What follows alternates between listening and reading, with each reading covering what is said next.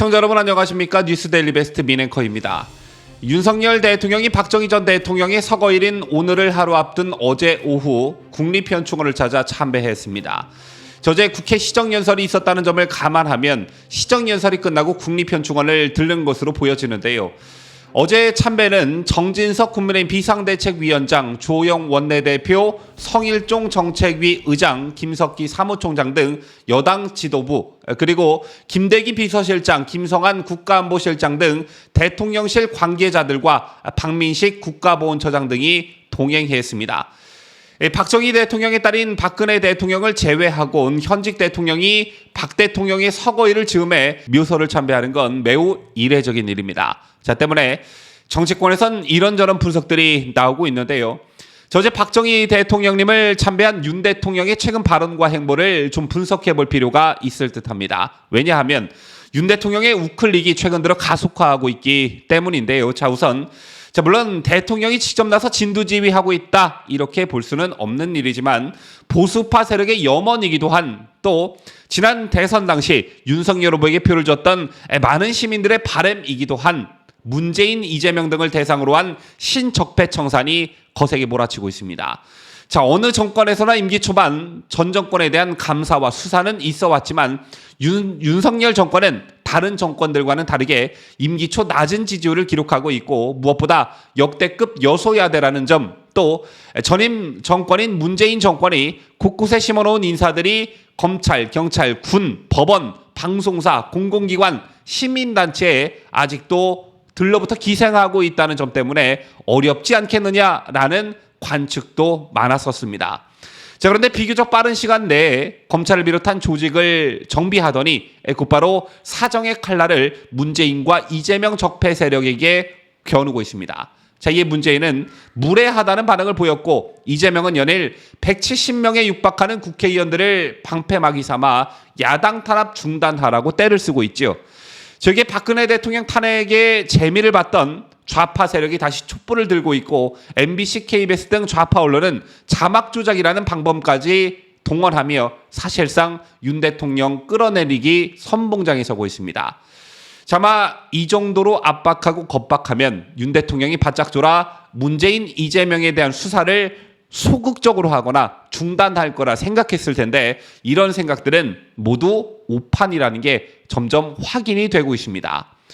이런 가운데 윤석열 대통령의 강경한 발언도 눈에 띄는 대목이라 할 수 있는데요. 바로 종북 주사파는 반국가 세력이고 이들과는 협치가 불가능하다는 발언이 있었는데요. 물론 연설과 같은 공식 석상에서 나온 발언은 아니었지만 종북 주사파와 같은 말은 과거 보수 출신의 이명박, 박근혜 대통령도 선뜻 하지 못한 말이었습니다. 이 부분과 관련해서 윤석열 대통령이 언론에 뻔히 알려질 걸 사전에 알았으면서도 왜 이런 발언을 했을까? 저는 이런 생각을 해봤는데요. 여러분 아시다시피 대통령이 되면 거의 모든 정보를 보고받게 됩니다. 물론 개별 사안, 개별 사건에 대해 검찰과 경찰, 감사원 등이 일일이 대통령에게 보고하는 건 아니지만 굵직굵직한 사안들에 대해선 보고를 받겠죠. 이런 맥락에서 보면 대통령 업무를 시작한 지난 5월부터 현재까지 수많은 문재인 정권의 실정을 보고받았을 겁니다. 그 과정에서 문재인 정권이 북한의 목을 매 법을 무시하면서까지 무리하게 해온 일들도 보고받았을 것이고요. 이 밖에 수많은 정보들을 습득했을 겁니다. 이 외에도 행정부의 수장인 대통령이 되고 보니 야당인 더불어민주당이 임기 초반부터 시덥지 않은 것들로 사사건건 발목을 잡고 자신의 아내인 김건희 여사와 관련해 터무니없는 것들로 공격을 하고 있으니 이에 분개하는 측면도 분명 있을 거라고 봅니다. 꼭 대통령이 아니라 남편으로서 말이죠. 이런 일련의 과정들을 6개월 동안 겪으면서 윤 대통령 마음속엔 어떤 생각들이 생겨났을까요? 대통령도 사람이다라는 측면에서 볼 때 도저히 저들과는 협치라는 것이 불가능하겠구나, 타협이라는 것을 해서는 절대 안 되겠구나, 이런 생각 안 했을까요? 하지도 않은 말을 가지고 바이든이라고 박박 우기면서 외교 참사라고 지들 맘대로 규정짓고 사과를 요구를 하질 않나. 돈을 줬다고 증언하는 사람이 나와서 수사를 했고 검찰이 청구한 압수수색 영장을 법원이 발부했는데 뭐 이걸 가지고 당사 참탈이라느니 야당 탄압이라느니 이런 이유를 들어 시정연설을 보이콧하질 않나.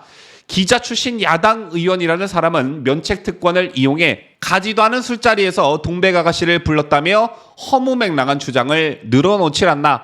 대통령도 사람이라는 측면에서 볼 때 정말 이가 갈릴 겁니다. 원래 윤석열 대통령은 정통 보수 세력이 아니었죠. 평생 검사만 하던 사람이었고 좌파 정권이 문재인 정부에서 검찰총장을 했던 사람이었습니다. 그러다 자신을 임명해준 현 정권의 수사의 칼날을 겨누자 모진 핍박을 받았고 이런 강단 있는 모습에 국민들이 그를 정치의 영역으로 불러냈습니다. 그리고 그가 택한 것은 좌파 정당인 더불어민주당이 아니라 보수 정당인 국민의힘이었습니다. 그때 당시만 해도 우파 본류에선 윤석열 국민의힘 경선 후보를 우리 진영 인사로 받아들이지 않는 분위기가 있었는데요. 상당의 이유는 검사 시절 이명박 박근혜 대통령을 무리하게 수사했고 두 분이 긴 시간 옥고를 치르는데 결정적 역할을 했다는 점 때문이었습니다. 작년 9월 윤석열 후보가 경북 구미에 있는 박정희 대통령의 생가를 찾았다가 거센 항의를 받은 적도 있었죠. 이런 윤석열 대통령에 대한 일종의 거부감은 대선 투표율까지 이어졌지만 큰 영향을 미치지는 못했고 간발의 차로 더불어민주당 이재명 후보를 제끼고 대통령이 됐는데 인수위 시절 상징적인 장면이 있었습니다. 바로 대구 달성군에 있는 박근혜 대통령의 사저를 윤 당선인이 직접 찾아갔고 간단한 인사 정도만 나눌 줄 알았던 이날 회동은 약 1시간가량 진행됐습니다. 이것만 해도 굉장히 의미 있는 장면이었는데 이 자리에서 윤 대통령의 발언이 더욱 놀라웠지요. 당시 윤 당선인은 인간적인 안타까움과 미안한 마음을 말씀드렸다 이렇게 말한 것으로 전해졌는데 과거 검사 재임 시절 이른바 국정농단 수사를 이끌었던 만큼 이에 대한 인간적 미안함을 전한 것으로 풀이됐습니다. 또한 당시 윤 당선인은 박근혜 정부 시절 굉장히 잘한 정책들이 있었는데 제대로 홍보되지 않아 안타까운 측면이 있다면서 박근혜 대통령의 정책을 계승하겠다는 의지도 밝혔습니다. 이에 대한 박근혜 대통령의 화답은 취임식 참석이었죠. 저런 모습에 우파 일각에서 제기된 윤석열 당선인의 정체성을 의심하는 분위기는 소강 상태에 접어들었고 그를 우리 진영이 배출한 대통령으로 받아들이는 분위기가 서서히 안착됐습니다. 그리고 임기를 시작한 윤석열 대통령은 비교적 빠르게 문재인 정권에 의해 좌경화된 경제사회 외교안보 국방 전반에 걸쳐 우클릭에 시동을 걸었고 아직 속단하긴 이르지만 최소한 방향만큼은 잘 잡고 전진하고 있다는 평가를 받고 있습니다. 그 과정에서 더불어민주당의 횡포화도 같은 장애물이 걸리적거리지만 담대하게 잘 헤쳐나가고 있다는 평가도 있는데요. 아까 제가 좀 전에 대통령도 사람이다라는 말씀을 드렸습니다. 대통령도 사람이기 때문에 외로움을 느끼게 마련이고 힘이 들 때 기댈 곳도 필요할 겁니다. 그때 사람이 찾게 되는 것이 바로 소속감입니다. 내가 우리 가족에 소속이 되어 있는 사람이라는 이유만으로 내가 친구들 사이에 소속되어 있는 사람이라는 이유만으로 외로움을 덜게 되는데요. 정치인에게 있어 또 대통령에게 있어 소속감은 바로 지지층과 정치적 고향 등입니다. 과거 박근혜 대통령도 대구 서문시장 화재 현장을 찾은 뒤 제가 힘들 때마다 늘 힘을 주셨는데 너무 미안하다며 돌아오는 차 안에서 눈물을 흘리셨다고 하지요. 윤석열 대통령도 지난 8월 대구 서문시장을 찾아 대구 시민을 생각하면 힘이 난다며 어려울 때 여기를 생각하면 힘이 난다 이렇게 말하기도 했습니다. 저희처럼 대통령이란 직업의 특성상 외로움과 고독함을 많이 느낄 수밖에 없고 그 외로움을 소속감으로 치유하는 모습을 쉽게 찾아볼 수 있는데 이런 가운데 윤석열 대통령이 현직 대통령으로서는 이례적으로 박정희 대통령님 서거일을 맞아 어제 국립현충원을 찾아 참배한 것입니다.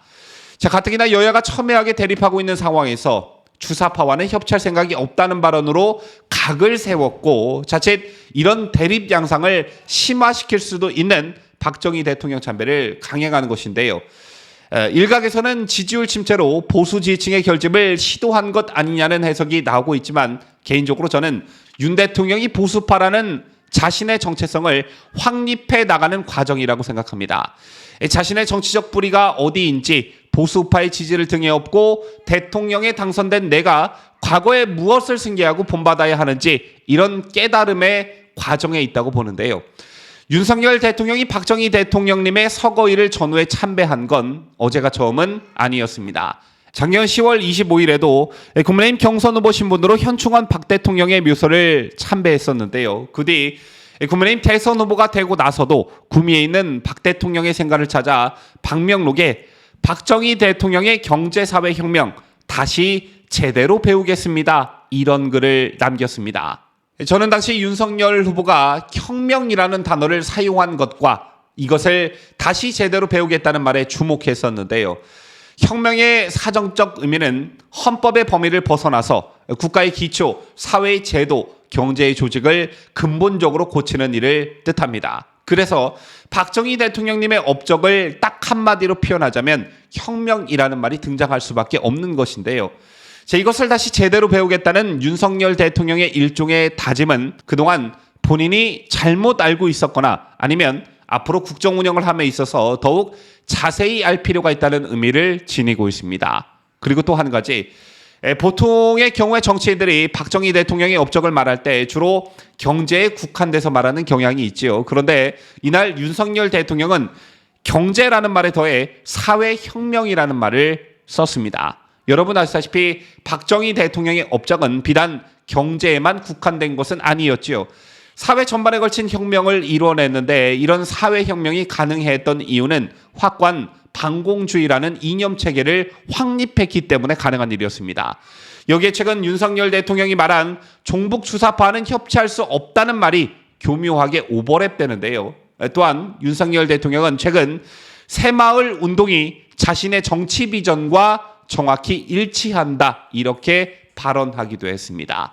때문에 개인적으로 저는 어제 윤석열 대통령이 박정희 대통령님의 묘소를 참배한 건 기성 언론에서 분석하는 보수 지지층의 결집을 위한 행보다라는 것보다 윤 대통령 자신의 소속감을 더욱 확고히 하고 자신의 정치적 뿌리를 찾아가는 과정이다. 이제 보수파 출신 대통령의 정체성 확립이 거의 완성 단계에 이르렀다. 이런 분석을 합니다. 시청자 여러분들께서는 동의하시는지요? 지금까지 저는 자유대한민국을 수호하는 뉴스데일리 베스트 민앵커였습니다.